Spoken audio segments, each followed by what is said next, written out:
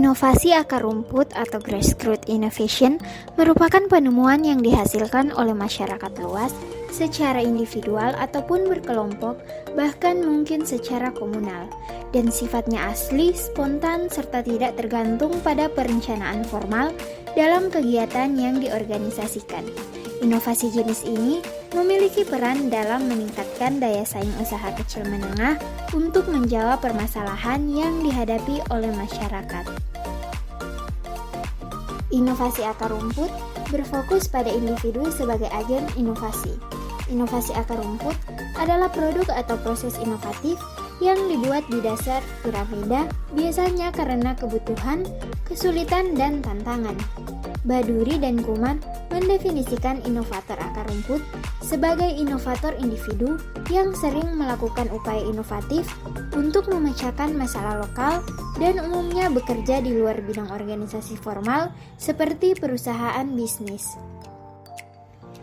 Innovation funnel atau corong inovasi. Corong inovasi adalah alat atau proses yang akan membantu memastikan bahwa hanya ide-ide terbaik yang dijalankan. Ini adalah jenis corong yang akan menyaring ide-ide inovatif untuk kelangsungan hidup dan profitabilitas sehingga banyak produk, proses, proposisi, atau model bisnis direalisasikan.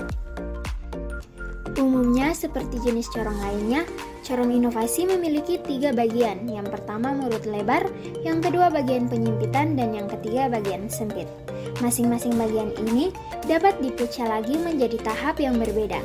Saat ide berkembang melalui corong, mereka akan melalui proses penilaian untuk menentukan mana yang lebih cocok untuk dijadikan tujuan. Semua bagian ini memiliki tujuan yang sama untuk memastikan bahwa hanya ide-ide terbaik yang dikembangkan lebih lanjut. Yang pertama, metode gerbang panggung. Stage gate, juga dikenal sebagai phase gate, adalah metode untuk mengevaluasi nilai bisnis dari suatu proyek inovasi dalam siklus hidup inovasi. Disebut gerbang panggung karena ada gerbang atau fase yang berbeda di corong. Di antara gerbang-gerbang tersebut, ada evaluasi untuk menentukan apakah dilanjutkan ke tahap selanjutnya atau tidak. Terutama ada 3 hal yang diperiksa selama evaluasi sebelum proyek berjalan melalui gerbang lain. Model stage gate memandu pengembangan produk melalui 5 tahap, mulai dari pelingkupan hingga peluncuran produk atau layanan ke pasar. Dalam beberapa bentuk metode stage gate, ada fase pra-pelingkupan yang disebut penemuan. Disinilah peluang ditemukan melalui brainstorming, riset pasar, dan investigasi. Tahapan dari metode ini adalah sebagai berikut. Yang pertama, lingkup. Pada tahap ini, ide inovatif dievaluasi dari segi ruang lingkup, kelayakan, dan persaingan pasar. Singkatnya, ide tersebut diperiksa apakah layak atau tidak dan memiliki peluang pasar yang menguntungkan atau berharga. Yang kedua, pembuatan kasus bisnis. Disinilah ide diubah menjadi simulasi bisnis untuk menentukan persyaratan dan spesifikasi pengguna atau peserta. Dengan kata lain, tim inovasi akan membangun rencana proyek dan definisi produk. Yang ketiga, perkembangan. Setelah ide melewati tahap simulasi bisnis, tim akan melanjutkan dengan membangun prototipe atau produk yang layak minimum. Selain itu, rencana produksi dan peluncuran akan dibuat. Yang keempat, pengujian dan validasi. Ada banyak tes yang terjadi pada tahap ini. Pertama, prototipe akan menjalani pengujian internal. Setelah masalah ditemukan dan solusi diterapkan, produk kemudian akan menjalani pengujian konsumen atau uji lapangan. Kemudian akan diadakan uji pemasaran atau validasi untuk melihat kelayakan pasar dari produk tersebut. Dan yang terakhir adalah fase peluncuran. Setelah umpan balik dan tambalan diterapkan, produk kemudian akan memasuki pasar. Secara alami, akan ada pemantauan berkelanjutan terhadap produksi dan kualitas produk. Selain itu, tim pemasaran akan mengambil ahli dalam memaksimalkan eksposur produk di pasar. Metode stage gate biasanya digunakan dalam inovasi produk. Namun, yakinlah bahwa itu juga dapat digunakan dengan jenis inovasi lainnya. Meskipun mungkin harus mengubah beberapa penilaian agar sesuai dengan jenis inovasi tertentu. Metode stage gate tidak akan berhasil jika tidak ada kolaborasi antara tim inovasi dan pemasaran. Yang kedua adalah metode berpikir desain. Metode design thinking didasarkan pada proses yang digunakan desainer untuk memecahkan masalah.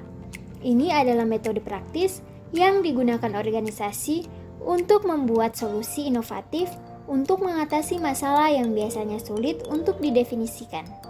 Metode ini dianggap sebagai salah satu corong inovasi yang paling berpusat pada pengguna. Ini membingkai ulang masalah yang ada dengan cara yang berpusat pada manusia untuk menentukan faktor terpenting bagi pengguna. Design thinking mengikuti 4 aturan. Yang pertama aturan manusia, yang kedua aturan ambiguitas, yang ketiga aturan mendesain ulang, dan yang keempat aturan berwujud. Dengan prinsip-prinsip ini, tim inovasi bebas untuk memiliki kebebasan dalam menghasilkan ide-ide yang mengganggu dan solusi mendapatkan wawasan yang tak ternilai. Ini membantu organisasi dalam menghasilkan inovasi produk, pembuatan prototipe, dan fitur kegunaan yang lebih baik. Semuanya untuk memenuhi kebutuhan pelanggan. Yang pertama, berempati. Tahap ini berkaitan dengan memperoleh pemahaman yang lebih baik tentang kebutuhan dan keinginan pelanggan. Karena ini berkaitan dengan observasi dan keterlibatan. Sangat penting bahwa tim inovasi mengesampingkan biasnya sendiri untuk mendapatkan wawasan yang lebih baik tentang subjek. Yang kedua, mendefinisikan. Tahap ini adalah tentang mendefinisikan masalah. Wawasan yang dikumpulkan dari mengamati pelanggan akan diperiksa di sini untuk memahami mereka dan melihat masalah yang mendasarinya. Tujuan akhir di sini adalah untuk menghasilkan pernyataan masalah yang jelas dengan cara yang berpusat pada manusia dan berpusat pada pengguna. Yang ketiga, membentuk pengertian. Tahap ketiga adalah tentang menemukan solusi potensial untuk masalah tersebut. Tim inovasi harus menghasilkan ide sebanyak mungkin. Disinilah berbagai alat, ide dan teknik ikut bermain termasuk brainstorming, pemetaan pikiran, simulasi bisnis, dan lain-lain. Yang keempat yaitu prototype.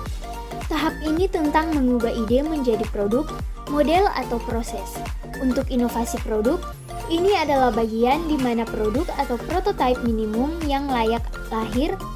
Sepanjang tahap ini, prototipe dapat ditingkatkan, didesain ulang, atau bahkan ditolak. Itulah mengapa design thinking tidak berurutan, karena tim mungkin harus kembali ke tahap 2 atau tahap 3 jika prototipe ditolak pada tahap itu. Dan yang terakhir yaitu uji. Meskipun secara teknis tahap ini adalah yang terakhir, bukan berarti ini adalah akhir dari terowongan. Bahkan jika solusi yang diusulkan diubah menjadi prototipe, mungkin masih gagal pada tahap ini. Tim kemudian harus kembali ke tahap awal untuk menghasilkan lebih banyak ide, membuat prototipe baru, atau bahkan mendefinisikan kembali masalah. Ini mungkin tampak berlawanan dengan intuisi mengingat tim dapat bolak-balik di antara tahapan. Tetapi design thinking pasti dapat membantu dalam penghematan biaya yang kemudian meningkatkan laba atau investasi organisasi. Alasannya adalah bahwa produk yang menjalani model design thinking seringkali berhasil dan produk ini pada akhirnya akan menghasilkan laba atas investasi yang lebih baik. Selain itu, karena metode ini merupakan pendekatan yang berpusat pada pengguna, maka akan meningkatkan loyalitas dan retensi pelanggan. Design thinking juga mendorong lebih banyak inovasi dalam organisasi, karena metode ini adalah tentang menentang asumsi dan pemikiran di luar kotak, serta kelompok sasaran. Metode ini akan membantu membangun budaya inovasi yang kuat di seluruh organisasi. Yang ketiga yaitu metode Lean Startup. Lean Startup didasarkan pada banyak konsep dari design thinking. Mirip dengan model sebelumnya, Metode ini bergantung pada penangkapan timbal balik pelanggan secepat mungkin. Ini akan membantu memperlancar siklus pengembangan produk dan sebagian besar meningkatkan efisiensi. Beberapa organisasi mengetahui metode ini sebagai model yang baik untuk memulai perusahaan baru atau memperkenalkan produk baru atas nama perusahaan yang sudah ada. Prinsip-prinsip di balik metode ini sangat bergantung pada pengukuran minat pelanggan. Yang pertama, membangun. Membangun adalah membuat produk atau MVP yang layak minimum. Fokusnya di sini adalah dengan cepat meletakkan sesuatu di luar sana untuk melihat apakah itu menarik minat pelanggan. MVP ini harus dapat memberikan nilai yang cukup untuk membuat pelanggan tetap terlibat tanpa terlalu rumit. Yang kedua yaitu ukuran. Untuk mengukur adalah mengevaluasi keterlibatan pelanggan dengan MVP. Tujuannya di sini adalah untuk melihat apakah ada pasar yang cukup besar untuk produk tersebut.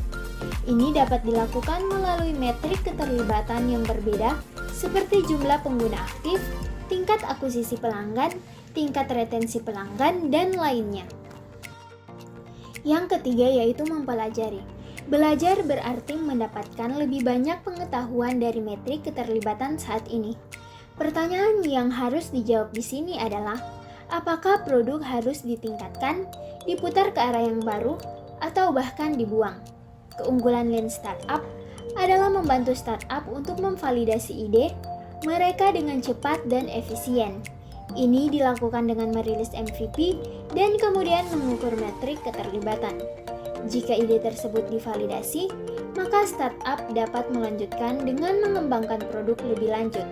Jika tidak, maka startup dapat dengan cepat beralih ke ide baru dan memulai siklus dari awal lagi.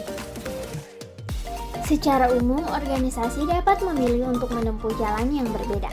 Meskipun semua akan dipandu oleh 3 pilar yang sama, selanjutnya semua yang menggunakan metode Lean Startup melalui 3 tahap yang sama. Yang pertama, masalah solusi cocok. Ini adalah tahap di mana startup memvalidasi apakah solusi mereka memecahkan masalah nyata untuk target pasar mereka. Hal ini dapat dilakukan melalui pengembangan pelanggan yang pada dasarnya adalah proses berbicara dengan pelanggan dan memahami masalah mereka. Yang kedua yaitu kesesuaian produk atau pasar. Ini adalah tahap di mana startup memvalidasi apakah ada pasar untuk produk mereka. Ini dapat dilakukan melalui metrik keterlibatan yang berbeda seperti jumlah pengguna aktif, tingkat akuisisi pelanggan, tingkat retensi pelanggan, dan lainnya. Yang ketiga yaitu pertumbuhan. Ini adalah tahap di mana startup fokus untuk meningkatkan bisnis mereka. Ini dapat dilakukan melalui berbagai teknik peretasan pertumbuhan seperti viralitas, akuisisi berbayar, dan lainnya. Tahap pertama adalah tentang memvalidasi masalah dan memastikan bahwa itu layak untuk dikejar. Apakah produk membawa nilai bagi startup atau organisasi induk? Apakah pelanggan bersedia membayar untuk solusinya? Setelah itu, tahap selanjutnya yang juga merupakan bagian terpenting adalah menemukan produk atau marketing fit. Ini adalah tahap di mana prototipe dibangun dan 3 pilar memasuki adegan membangun, mengukur, belajar. Pada tahap ini, sudah dapat menghasilkan beberapa pendapatan. Tahap terakhir adalah tentang penskalaan dan pertumbuhan startup. Untuk melakukannya, akan membutuhkan dana tambahan. Seperti namanya, tahap pertumbuhan adalah tentang meningkatkan produk lebih jauh. Karena produk minimum yang layak diajukan lebih awal dan diberikan kepada pelanggan, organisasi dapat dengan cepat menentukan apa yang berhasil dan bagian mana yang harus diperbaiki. Tim akan dapat belajar lebih banyak dari umpan balik pelanggan. Plus, itu juga membantu mengurangi risiko kegagalan. Semakin cepat organisasi dapat menguji produknya, semakin baik. Jika gagal, mereka akan dapat menghemat waktu dan sumber daya. Demikian materi yang dapat saya sampaikan, kurang dan lebihnya saya mohon maaf. Jangan lupa untuk subscribe channel ini, dan jangan lupa juga untuk like, komen, dan share video ini. Sampai bertemu di video selanjutnya.